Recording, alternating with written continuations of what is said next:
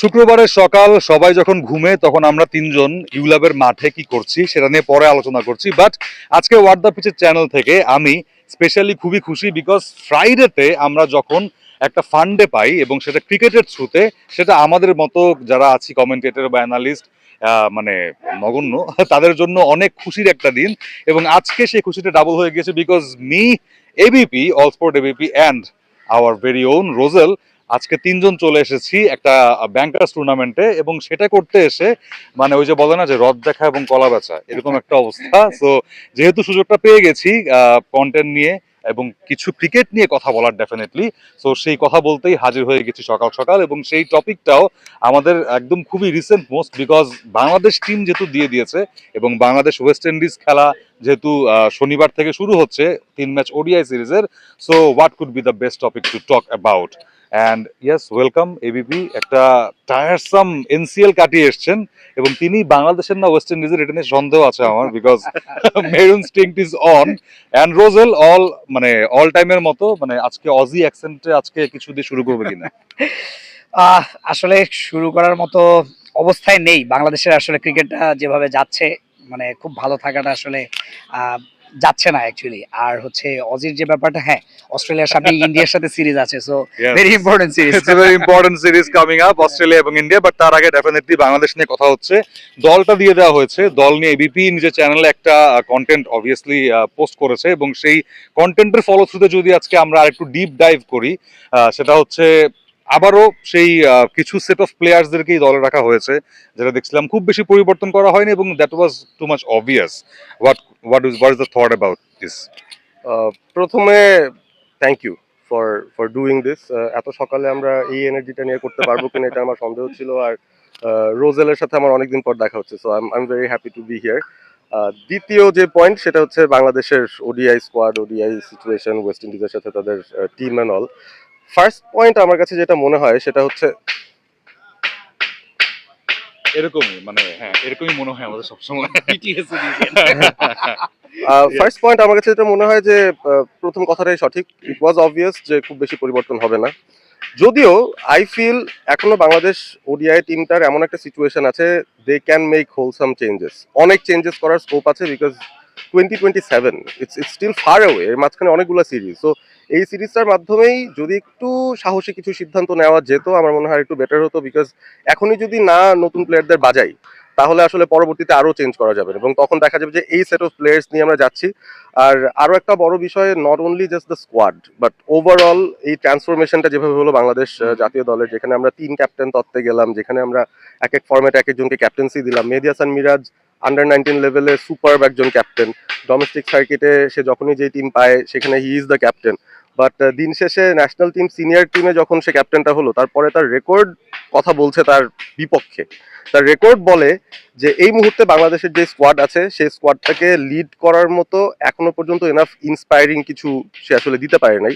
তো এটা একটু রিস্ক আমাদের জন্য, এটা একটা স্কেয়ার আমাদের জন্য। কারণ আমরা যদি এমন হতো যে খুব বিপাকে আছি, সেখান থেকে একটা ডিরেকশনে যেতে চাই, সেটা একটা ডিফারেন্ট ব্যাপার। একটা সেট আপ ছিল, দেখে মনে হচ্ছিল সেখান থেকে আগানো যায়। হঠাৎ করে এই যে শিফট অফ লিডারশিপ, এটাতে করে কিন্তু আমার কাছে মনে হয় যে খানিকটা সমস্যা বোধ হয় সবারই হচ্ছে নিজেদের রোল বোঝার ক্ষেত্রে। আর ওয়ানডে ক্রিকেটে আমি আমার ভিডিওতে আসলে মেনশন করেছিলাম যে বাংলাদেশ শেষ আন্ডার 100 অল আউট হয়ে গিয়েছিল 2018-এ, 7 ইয়ার্স ব্যাক। সো 7 বছরের মধ্যে আমরা ভালো খারাপ যাই করি না কেন এই অবস্থায় আমরা কোনো সময় ছিলাম না। And we struggle to even হ্যাঁ, মানে we struggle to play 50 overs আমাদের ব্যাটিং সাইডটা। এবং আমি রোজেলও জানে, we've been part of the DPL, you've been part of the DPL as well, বাংলাদেশের premier 50 over domestic tournament, right? লিস্টে ক্রিকেটের সবচেয়ে বড় টুর্নামেন্ট। এই জায়গাটাতেও আমরা গত 3 বছরের যে ট্রেন্ড দেখি, নতুন যে খেলোয়াড়রা আছে যারা এখন আমাদের পাইপলাইনে আছে বা এখন যারা ন্যাশনাল টিম সেট আপে আছে আফটার দোজ বিগ 5, এদের মধ্যেও কিন্তু আমরা দুইটা গিয়ার পাই। গিয়ার নাম্বার 1 ঠেকাও, wait for the loose ball. Gear number 2, এদের সবার অ্যাবিলিটি আমি বলবো যে আগের জেনারেশনের থেকে অনেক বেটার অফ বিগ হিটিং। সে কারণে তারা ওই 4 বা 6 মেরে হয়তো স্ট্রাইক রেটটা পুষিয়ে দেওয়ার প্ল্যান করে, মানে দ্যাটস দ্য প্ল্যান, যেটা আমি বুঝি। But ODI is a different cup of game, সব সময় আমরা জানি। এক্স্যাক্টলি। সো ব্যাপারটা হচ্ছে যে এখানে যে সেট অফ প্লেয়ার্সরা আছে তারা কেন 50 ওভার খেলতে পারছে না? Most likely because they have only 2 gears. একটা হচ্ছে ঠেকাও, ভালো বলের জন্য খারাপ বলের জন্য ওয়েট করো, আর আরেকটা হচ্ছে যে যখন রেঞ্জে পাবা তখন মারবে এবং they know they can do it. আফগানিস্তানের সাথে ছোট একটা এক্সাম্পল দিই, নাইম শেখ যে একটা ইনিংস খেললো for example 7 or 8 runs out of 24 deliveries, ওই ইনিংসটার মধ্যে আমরা একটা ব্যাপার শিওরলি পাই, সেটা হচ্ছে Naim was waiting for the bat ball, কিন্তু আফগানিস্তান কোনো ব্যাট বল দেয় না উমর জাই না রাশিদ না কেউ। সো ওয়েট করতেছিলেন সেট হওয়ার হ্যাঁ, জন্য। Set, I won't say it's a set, I will just say যে ভালো বল পাচ্ছিল, খারাপ বল খুঁজতেছিল, খারাপ বল পায় না। ডিপিএল এ অনেক বেশি সংখ্যক খারাপ বল পাওয়া যায়, সো রান রেট পোষানো যায়। ইন্টারন্যাশনাল ক্রিকেটে আপনি খুব বেশি খারাপ বল পাবেন না। So the practice I think current স্কোয়াডের they are very much equip for টি-20, যেটা আমাদের রেজাল্টেই বোঝা যায়। ওডিআইতে আমাদের স্ট্রাগলটা এই জায়গাতেই হবে, we have to think of a separate thing, like টেস্টে যেভাবে একটা সেপারেট কোড থাকে, ওডিআইয়ের জন্য একটা স্পেশালাইজ সেপারেশন আমাদের মনে হয় দরকার। এই স্কোয়াডের মধ্যে কি পরিবর্তন, যা ছোট করে বলি, নাহিদ রানা ইনজুরির কারণে বাদ, আর হচ্ছে নাইম শেখকে বাদ দেওয়া হয়েছে, ইনক্লুড করা হয়েছে সৌম্য সরকারকে, উইচ এ পজিটিভ মুভ, আমার কাছে মনে হয় যে পজিটিভ মুভ।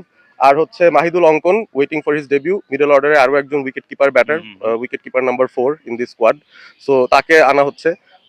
দেখা যাক, I don't expect a lot different, আমি জাস্ট এক্সপেক্ট করি যে কন্ডিশনস ডিফারেন্ট, আর ঘরের মাটিতে খেলা হবে দেখে, প্লাস ওয়েস্ট ইন্ডিজে আমার মনে হয় আফগানিস্তানের মতো এত কোয়ালিটি বোলার হয়তো নাই, ওই আশায় আমরা যদি খেলি। এই মুহূর্তে আমাদের দরকার যেটা ওয়ার্ল্ড কাপ ডিরেক্ট কোয়ালিফিকেশনের জন্য রেজাল্টস, এখন আর ভালো খেলা, positive cricket, modern day cricket, এগুলো নিয়ে আমাদের মাথা ঘামানোর উপায় নেই। All we have to search for is results. এখন যেই টিম দিয়ে রেজাল্ট আসে, এই টিম নিয়ে পারবো কিনা ফার্স্ট ম্যাচ দেখে আরো বেটার অ্যাসেস করা যাবে। আমার মনে হয় আমরা একটু কমপ্লেক্সও খেয়ে গিয়েছি। আমরা ইন্ডিয়া বলি কিংবা অস্ট্রেলিয়া বলি কিংবা নিউজিল্যান্ড বলি, তারা যেরকম হালের ক্রিকেটটা খেলছে, বিশেষ করে ওডিআই ক্রিকেটটা, তাদের ক্ষেত্রে যেমন কিছু সেট অফ প্লেয়ার্স আছে অলরেডি, এবং they have been going through a process, একটা ডেভেলপমেন্ট প্রসেস, এবং সেটা দেখেই হয়তো বাংলাদেশ মানে একটা মানে দ্বিধায় পড়ে গেছে যে আমরা কি ওই গিয়ারে পা দেবো নাকি সেই আগের গিয়ারেই চলবো, because ODI cricket has transformed a lot from previous days. So রোজেলের কাছে ওই কোশ্চেনটাতে আসতে চাই যে এই যে ব্যাটিং এ দৈন্য দশা, যে আমি যদি মানে আমরা আমাদের অনেকেই এখন বলে যে বাংলাদেশকে যদি এখন পাড়ার ক্রিকেটেও কিংবা এরকম কর্পোরেট ক্রিকেটেও নামায় দেওয়া হয় তারপরেও সেম ব্যাটিংটা করবে, সো এই ধসটার কারণটা কি? আহ, প্রথমেই আমি আপনাকে ধন্যবাদ দিতে চাই, আর পারভেজ ভাইয়ের সাথে পারভেজ ভাই যেটা বললো আসলে এই ভিডিওটা করা শুধুমাত্র আমার ধন্যবাদ পাওয়ার জন্য, আমি দুইটা ধন্যবাদ পাইছি অলরেডি। পারভেজ ভাইয়ের সাথে আসলে অনেকদিন পর দেখা, এই জন্য খুবই ভালো লাগতেছে আসলে এই ভিডিওতে থাকতে পেরে। আর আপনার কোশ্চেনের অ্যান্সারের সাথে আমি একটু অ্যাড করতে চাই পারভেজ ভাইয়ের সাথে। পারভেজ ভাই যেটা বললেন যে আসলে ওই যে নাইম শেখের যে ইনিংসটা, নাইম শেখ আসলে ব্যাট বল বা পোর ডেলিভারির জন্য আসলে অপেক্ষা করতেছিলেন, বাট আমাদের বাংলাদেশের প্লেয়ারদের মধ্যে একটা স্কিলের একটা অনেক বড় ঘাটতি আছে। সেই ঘাটতিটা হচ্ছে আমরা যখন ওই ব্যাট বলের জন্য অপেক্ষা করতে থাকি, তখন কিন্তু আমরা ওই সময় হচ্ছে ব্যাট বলগুলো আমরা ডিফেন্স করে ফেলি। এটা কিন্তু আমরা অনেক ম্যাচে দেখেছি যে আসলে ভালো বল হচ্ছে হচ্ছে মাঝখানে একটা ব্যাট ডেলিভারি দিয়েছে, কিন্তু আমার ইন্টেনশন বা টেন্ডেন্সিটা থাকে যে আমি এখন হচ্ছে মানে হচ্ছে ডিফেন্স করব। সো সেই জায়গায় কি হয় যে লুজ একটা ডেলিভারিও কিন্তু ডিফেন্স করে ফেলে। এই কারণে আসলে বাংলাদেশের যে টেকনিক্যাল যে জায়গাগুলো আছে, অন্যান্য যে অস্ট্রেলিয়া বলি, ইন্ডিয়া বলি বা নিউজিল্যান্ড, ইংল্যান্ড, বড় যে দলগুলো আছে সেই দলগুলো থেকে কিন্তু এই জায়গাগুলোতে পিছিয়ে আছে বাংলাদেশ, এবং এটা থেকে যে আসলে উত্তরণ করা দরকার সেই জায়গাতেও কিন্তু আসলে বাংলাদেশ মানে কখনো চিন্তা করে না যে আমাদের এই জিনিসগুলো আসলে ডেভেলপ করতে হবে। আর আপনি যেটা বললেন যে মডার্ন ডে ক্রিকেট আসলে টি-20 ক্রিকেট আসার পরে কিন্তু সব দলে কিন্তু যে ওই যে 250 রান করলেই যে একটা ম্যাচ উইনিং টোটাল বা চ্যালেঞ্জিং টোটাল হয়ে যায়, সেই জায়গা থেকে সেটাকে কনভার্ট করে কিন্তু 300 এর উপরে নিয়েছে সব দলই। এখন দেখা যায় কম বেশি 320-30 এরকম করে, কিন্তু বাংলাদেশের মাইন্ডসেটটা আসলে ওই জায়গাতেই পড়ে আছে যে আমরা 250, 60, 70 এরকম করব। দেখা যায় আমরা টার্গেট করি 270-80, কিন্তু আমরা করতেছি 230-40 রান শর্ট বা 50 রান শর্ট। সো সেই জায়গাগুলো থেকে আসলে বাংলাদেশ ওই মাইন্ডসেটের পরিবর্তন করতে পারেনি। আরেকটা জিনিস আমি অ্যাড করতে চাই, সেটা হচ্ছে যে আমরা দেখেছি যে শ্রীলঙ্কা বা হচ্ছে সাউথ আফ্রিকা যখন তাদের যে বেস্ট প্লেয়ারগুলো অবসরে গিয়েছিল, রিটায়ারমেন্টে যাওয়ার পর কিন্তু একটা ট্রানজিশন পিরিয়ডের মধ্যে গেছে। তো ট্রানজিশন পিরিয়ড পার হওয়ার পরে কিন্তু আমরা দেখেছি যে শ্রীলঙ্কা একটা চ্যাম্পিয়ন্স ট্রফিতে তারা ইন্ডিয়ার একটা ওয়ার্ল্ড ক্লাস টিমকে তারা হারিয়ে দিয়েছে। সাউথ আফ্রিকা একটা ট্রানজিশন পিরিয়ডের পরে এখন তারা যেটা করলো টেস্ট চ্যাম্পিয়নশিপে তারা চ্যাম্পিয়ন হলো, টি-20 ওয়ার্ল্ড কাপের তারা ফাইনাল খেললো, এবং সেমিফাইনাল খেললো হচ্ছে ওয়ার্ল্ড কাপের 2023-এর যে world cup, ODI world cup, সেটা খেললো। কিন্তু বাংলাদেশের মধ্যে দেখা গেল যে যে ভালো ভালো প্লেয়াররা অলমোস্ট সবাই রিটায়ারমেন্টে চলে গেছে প্রায়, মুশফিকুর রহিম, মাহমুদুল্লাহ রিয়াদ, সাকিব আল হাসান, মাশরাফি, মুর্তজা। বাট এরপরে যে আসলে যে সেই লেগাসিটা ধরে রাখার যে কাজটা, সেই কাজটা কিন্তু এই প্লেয়াররা করতে পারতেছে না। কিন্তু আপনি সাউথ আফ্রিকা বা শ্রীলঙ্কার দিকে তাকান, তারা কিন্তু ওই লেগাসিটা কন্টিনিউ করেছে। এক সময় বাংলাদেশের চেয়েও খারাপ অবস্থা ছিল, কিন্তু ওই বাজে টিম নিয়ে বা হচ্ছে নতুন যে টিমটা ওই টিমটা নিয়ে বাংলাদেশের ভালো টিমের সাথেও কিন্তু তারা ফাইট দিয়েছে এবং ম্যাচও উইন করেছে। সো সো এই মাইন্ডসেটের পরিবর্তন বা হচ্ছে এই যে টেকনিক্যাল যে জায়গাগুলো আছে এটার পরিবর্তন করাটা অনেক বেশি জরুরি বাংলাদেশে, যেটা বাংলাদেশ করতে পারছে না। আরেকটা যেটা ওডিআই টিমের এখন যেটা সমস্যা হয়েছে আমার যেটা মনে হয়, ওডিআই টিমের ম্যাক্সিমাম প্লেয়ার কিন্তু ইয়াং, আর আমরা জানি ইয়াং ব্লাড আসলে উইকেটে টিকে থাকার যে প্রবণতা টেন্ডেন্সি সেটা অনেক কম এবং মারমুখী বেশি, এবং টি-20 প্লেয়ার যারা টি-20 মাইন্ডসেটের প্লেয়ার বেশি ঢুকে গেছে আমার যেটা মনে হচ্ছে এই ওডিআই টিমটাতে, এক্সপিরিয়েন্সড প্লেয়ার সেরকম নেই। আর ক্যাপ্টেন্সির জায়গায় যেটা বললেন পারভেজ ভাই যে আসলে এই যে ক্যাপ্টেন্সির যে পরিবর্তন, নাজমুল হোসেন শান্তকে কিন্তু আসলে আমার মনে হয় না যে আসলে ক্যাপ্টেন্সি পরিবর্তন করার দরকার ছিল, কারণ নাজমুল হোসেন শান্ত কিন্তু ওডিআই টিমে সে বেটার পারফরমেন্সই শো করতেছিল। সো তার পারফরমেন্স যে খুব পারফরমেন্সের গ্রাফটা যে অনেক নিচের দিকে চলে গেছিল সেটা কিন্তু না। সো সেই জায়গায় আসলে আমি অন্ততপক্ষে আমার পয়েন্ট অফ ভিউ থেকে আমি মনে করি যে শান্তকে আসলে ক্যাপ্টেন্সিতে বহাল রাখা দরকার ছিল। Well, talking about experience, Parvez ভাই, যে আমরা জানি যে বাংলাদেশ দর্শক সমর্থকদের বা যে কোনো ক্রিকেট সমর্থকদের সবসময় খুশি করা যায় না, এবং এই দলটা দেওয়ার পরেও সেই একই কাজটা হচ্ছে যে আমরা যখন মাহিদুল অঙ্কনের জন্য অনেকবার বলছিলাম যে তাকে দলে নেওয়া উচিত, বাট তিনি যখন দলে আসলেন তখন কিন্তু আবার ইয়াসির রাব্বিকে নিয়ে কথা হচ্ছে। I can forget that innings of Yasir Rabbi, যেখানে তিনি সাউথ আফ্রিকার মাটিতে দুর্দান্তভাবে রাবাদাকে পিটাচ্ছিলেন, 6 হাঁকাচ্ছিলেন। সো এই যে মিডল অর্ডারে আবারও সেই জাকের সোহানকে দিয়েই ট্রাই করে যাওয়া হচ্ছে, মানে আমার কাছে মনে হয় it's not that much bad, because আপনি যদি 27-এর কথা চিন্তা করেন, বিশ্বকাপের কথা, so you need a few players যারা কিনা অনেকদিন ধরে এই ওডিআই সেটআপে বাংলাদেশ ধাতস্থ করছে। সো এইখানে কি আবার ওই ইয়াসির রাব্বির পয়েন্টটা চলে আসে কিনা যে মাহিদুল অঙ্কনের সাথে রাব্বি আর Mosaddek Saikat even could have been here?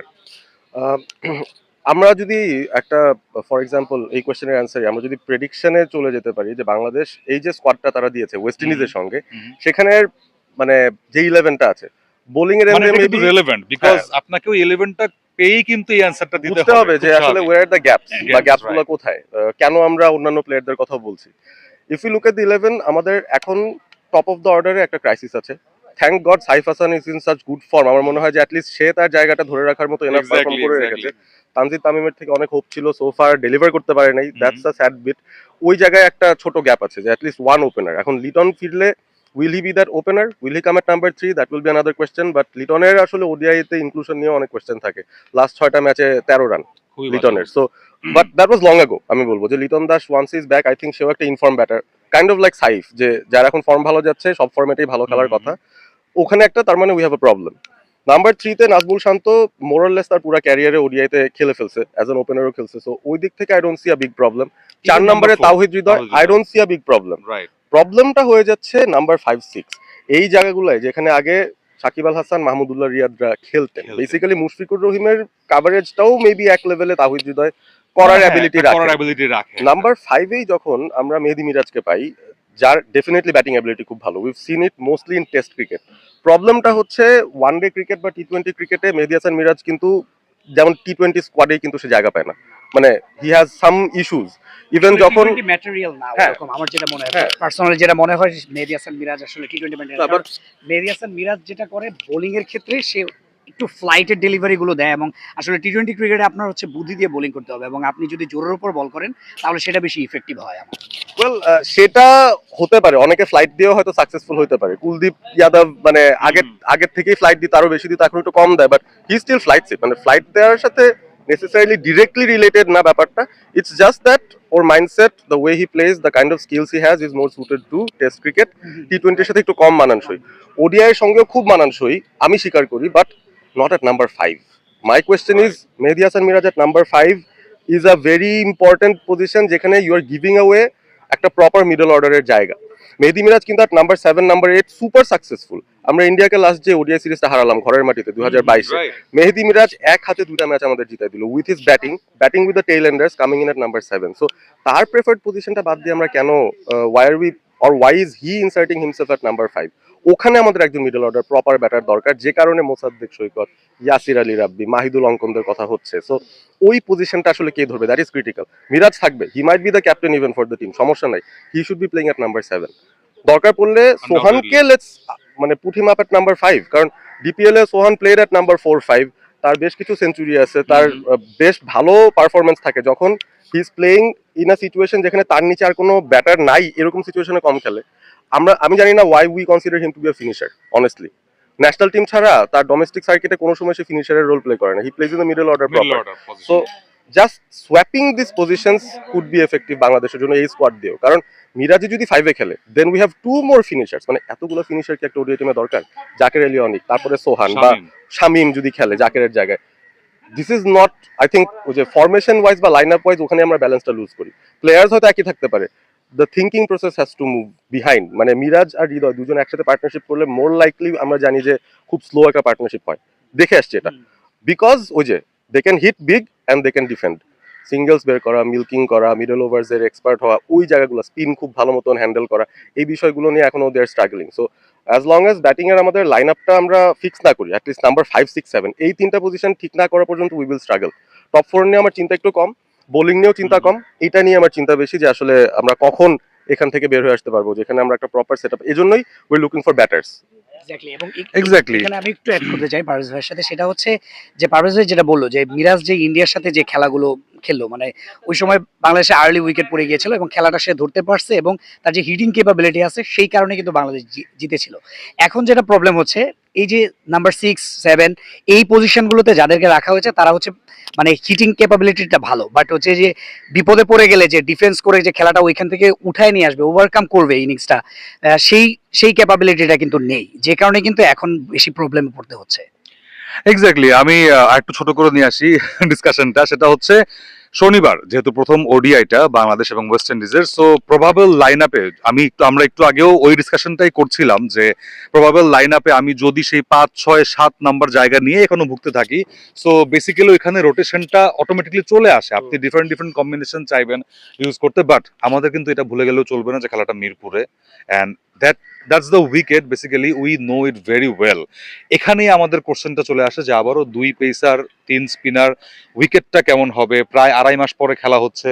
What do you think, what do you prefer basically, যে 2 পেসার 3 স্পিনার নাকি 3 পেসার 2 স্পিনার, এরকম নাকি 3 জনই স্পিনার? এখন মিরপুরে কিন্তু ইন্টারন্যাশনাল ম্যাচ ওডিআই অনেকদিন পরে হচ্ছে, আফটার 2 ইয়ার্স। হ্যাঁ, আফটার 2 ইয়ার্স। সো উইকেট কেমন হবে আমার আইডিয়া নাই অনেস্টলি স্পিকিং। সো ওই সেন্সে যারা উইকেট দেখবে, ফার্স্ট ম্যাচটা দেখলাম হয়তো বুঝতে পারবো যে পুরো সিরিজের ট্রেন্ড কেমন হবে। যেমন আবুধাবিতে দেখলাম উইকেট ওয়াজ স্লো, বাংলাদেশ প্রথম ম্যাচে বুঝে নাই, 3 পেসার নিয়ে খেললো, পরের 2 ম্যাচে কিন্তু they went to 2 pacer. So এই ফার্স্ট ম্যাচে মোস্ট লাইকলি বাংলাদেশের যে স্কোয়াড আমি দেখি, রিশাদ আর তানভীর হচ্ছে proper spinner, so most likely 3 pacer নিয়ে বাংলাদেশ স্টার্ট করবে। West Indies might do the same, Gudakesh Motie as their main spinner, Roston Chase আর হচ্ছে 3 pacer, because they have lots of pacers. First match ওরকম হতে পারে, and then based on that depend করবে যে একটা স্পিনার বাকি এটাও লাগবে। কিন্তু একটা ইন্টারেস্টিং জিনিস যে তারা কিন্তু পেসার নিয়ে আসছে বেশ ভালো, মিডিয়াম পেসার নিয়ে আসছে, দুজন স্পিনার নিয়ে আসছে, বাট পার্ট টাইম স্পিনার অপশনটা কিন্তু ওয়েস্ট ইন্ডিজে অনেক বেশি। সো এইটা একটু চমকের জায়গা, যেরকম ভাবে ড্যারেন স্যামি তিনি এসেই পিচ দেখতে চলে গিয়েছিলেন এবং I think he had the good overview of the pitch. So ওই জায়গাটাতে যদি আবার ফেরত আসি যে নাহিদ রানাকে বাদ দিয়ে ওই যে হাসান মাহমুদকে, আমি আমার একটা ভিডিওতে বলছিলাম গতকালকে যে খুব বেশি পরিবর্তন হয়তো থাকবে না লাইন আপে বা একাদশে। সো রোজেলও কি মনে করে যে 2 পেসার 3 স্পিনার? অ্যাকচুয়ালি আমি পিচের কয়েকটা ছবি দেখেছি সোশ্যাল মিডিয়াতে এবং That's horrible. মানে অনেক বেশি ডার্ক ছিল। সো উইকেট দেখেই বোঝা যাচ্ছিল হয়তো আগের সেই ট্রেডিশনাল উইকেটে চলে গিয়েছে, মাঝখানে একটু বেটার পিচ বানানো হয়েছিল, কিন্তু এখন আবার আগে সেই পিচে চলে গিয়েছে। আমার যেটা মনে হয় যে সামনে মানে যে 2027 ওয়ার্ল্ড কাপ, সেই ওয়ার্ল্ড কাপ কোয়ালিফাইং এর জন্য হয়তো বাংলাদেশের ফেভারেবল রেজাল্ট ওরিয়েন্টেড যে পিচটা করা প্রয়োজন সেটাই হয়তো বাংলাদেশ করছে এবং লুকিং ফরওয়ার্ড টু ইট। এবং আমার যেটা মনে হচ্ছে হয়তো সেই আগের কম্বিনেশনেই যাবে, 3 জন স্পিনার 2 জন পেসার এরকমই যাবে, কারণ আসলে যেহেতু স্লো অ্যান্ড স্পিনিং উইকেট বানানো হচ্ছে, সো সেই জায়গায় তো পেসার এক্সট্রা পেসার নিয়ে কোনো লাভ নেই। সো আপনার জিতে হলে এরকমই করতে হবে। তবে বাংলাদেশ যেটা করতে পারতো যে আসলে বাংলাদেশের একটা জায়গায় অনেক বড় ঘাটতি আছে, যেটা আমরা স্কোয়াড নিয়ে যেহেতু আলোচনা করছি, যে আমরা ওয়েস্ট ইন্ডিজ বা হচ্ছে জিম্বাবুয়ে এই ধরনের দেশগুলোর বিপক্ষে যখন খেলি তখন কিন্তু আমরা নতুন প্লেয়ারদেরকে একটু সুযোগ দিয়ে ঝালিয়ে নিতে পারি, দেখতে পারি যে আসলে যে কি অবস্থা, এদেরকে আসলে পাইপলাইনের প্লেয়ারগুলোর কি অবস্থা, তারা বেটার ফিউচারে বেটার পারফরমেন্স করতে পারে কিনা, শো করতে পারে কিনা। সেই জায়গাটা কিন্তু আবারও সেই আমরা এই দক্ষ প্লেয়ারদেরকেই নিয়ে স্কোয়াড করতেছি। বাট আসলে বাংলাদেশের মাথায় এটাও এখন রাখতে হবে যে 2027 ওয়ার্ল্ড কাপে কোয়ালিফাই করতে হবে, সো আপনার বেস্ট টিমটাকে নিয়ে আসলে মাঠে নামতে হবে, প্লেইং ইলেভেনটা করতে হবে। ইয়েস, কিছু করার নেই, এটা বিকল্প নেই ডেফিনেটলি। সামনে যে 27 বিশ্বকাপের জন্য প্রিপারেশনও চলে আসছে, সবকিছু মিলিয়ে একটা ব্লকবাস্টার সিরিজ আমাদের জন্য অপেক্ষা করছে নিঃসন্দেহে। Hopefully, hope for the best. ছোট্ট করে একটা যদি প্রেডিকশন, কি মনে হয় বাংলাদেশ উইনিং দিস সিরিজ? 3-0 জিতবে বাংলাদেশ। আমারও মনে হচ্ছে 3-0। Okay okay, let's be in the middle. আমার মনে হয় 2-1 হতে পারে, হতে পারে সেটা। So yes, hope for the best for the Bangladesh West Indies series and good luck to the Tigers definitely. এবং আমাদের চ্যানেলে যারা নতুন দেখছেন কিংবা আমাদেরকে জানছেন, সবাই সাবস্ক্রাইব করতে ভুলবেন না, শেয়ার করতে ভুলবেন না video. He has the channel Ahmed Bin Parvez, that's all sport ABP. আমার তো আছেই, ওয়াট দ্য পিচে দেখছেন। এবং রোজলের চ্যানেলের কথা আজকে রোজল বলবে, বিকজ আমি নাম ভুলে গেছি রোজল চ্যানেলের। ওকে, ওয়েল, আমার চ্যানেলের নাম হচ্ছে ক্রিক ট্রেন্ডিং। ফেসবুক পেজও আছে এবং ইউটিউবেও চ্যানেল আছে। So don't forget to subscribe. মানে বয়সের মতোই trendy trendy. Yes, so thank you for watching and definitely do subscribe and share this video if you like.